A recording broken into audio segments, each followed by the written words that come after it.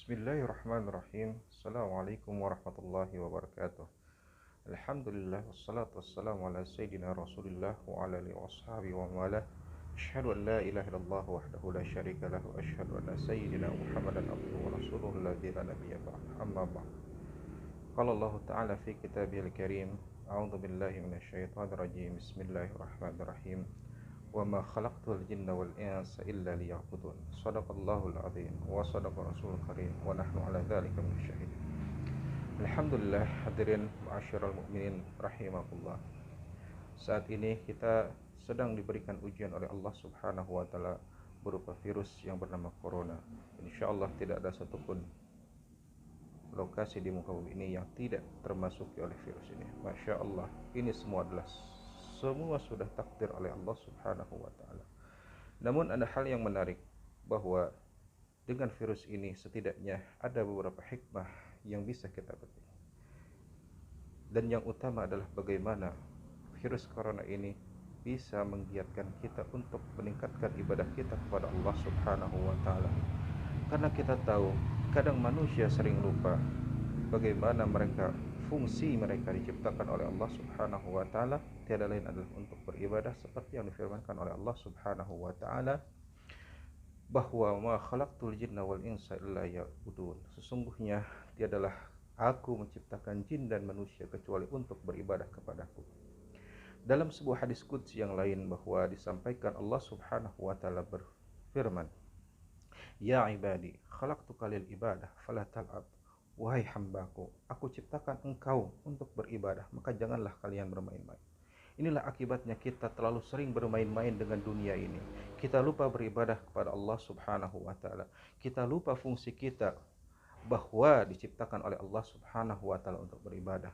Sehingga Allah memberikan ujian musibah corona ini, akhirnya kita tersadar, Masya Allah, ketika kita ingin menggiatkan diri untuk beribadah, ternyata banyak sekali masjid yang saat ini dibatasi, bahkan ditutup, tidak boleh melaksanakan sholat berjamaah.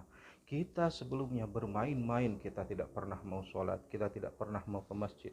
Bahkan untuk mendengar azan pun kita selalu protes, terlalu dengan dalih speaker kebesaran dan lain sebagainya. Kita dipanggil oleh Allah Subhanahu wa taala. Pada panggilan pertama kita tidak mau mendengarkan, panggilan kedua pun yaitu iqamah, kita pun masih tetap berada di rumah. Akhirnya Allah mencoba dengan wabah ini, dengan corona ini, akhirnya kita tersadar, ya Allah, begitu pentingnya kita harus senantiasa masuk ke dalam masjid, sebagaimana yang Rasul SAW sabdakan, salatul fadh khairum minal salatul jamaah khairum minal salatul fadh bi 27 darajah. Bahwa sesungguhnya sholat berjamaah di masjid itu lebih utama dibandingkan sholat sendiri sebanyak 27 derajat. Penting bagi kita. Kita terlalu memaksakan diri untuk membangun masjid, bermegah-megahan membangun masjid, tapi kita lupa bagaimana caranya memakmurkan masjid. Begitu banyak, ribuan bahkan ratusan ribu masjid di Indonesia ini, tapi sayang berapa persen yang kesemuanya itu bisa dimakmurkan, bisa dimanfaatkan dengan sebagaimana mestinya. Kita terlalu sibuk dengan klaim atas nama jamaah kita, atas nama jamiah kita, atas nama manhaj kita. Kita tidak mau menerima orang lain untuk senantiasa masuk di masjid kita. Bahkan yang paling aneh lagi, ketika kita masuk ke masjid, misalnya ternyata kita dilihat karena beda pakaian, beda tingkah laku, beda cara ibadah, dan akhirnya kita dikomentari A, B, C, dan lain sebagainya. Maka hadirin jamaah yang dirahmati oleh Allah Subhanahu wa taala, jangan pernah bermain-main dengan ibadah, terutama sholat.